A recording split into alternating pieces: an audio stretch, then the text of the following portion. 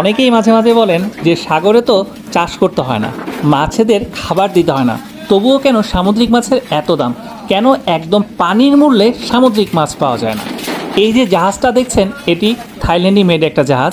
এটা প্রায় 41 মিটার লেন্থের জাহাজ এবং এটির বাজার মূল্য ছিল, অর্থাৎ যখন কিনে নিয়ে এসেছিল তখন 25 কোটি টাকা খরচ করতে হয়েছিল। এটা তো কেবল গেল শুধুমাত্র জাহাজের খরচ। এরপর আনুষঙ্গিক লাইসেন্স, তারপর বিভিন্ন যে ইনস্ট্রুমেন্ট আছে, জাল, সব কিছু মিলে এই কোম্পানিকে না হলেও 40 কোটি টাকা এককালীন ইনভেস্টমেন্ট করতে হয়েছে। এবং এই জাহাজটার প্রতিদিনের খরচ আছে 6 থেকে 8 লাখ টাকার মতো। আর সাগরের চাকরি আসলে খুবই কষ্টকর, কারণ সাগরের জাহাজটা ভেসে থাকে। এটা স্থলের মতো না যে একদম স্থির থাকবে, কন্টিনিউ কিছু না কিছু রোলিং থাকে, এর ভিতরেই সেলরদেরকে কাজ করতে হয়।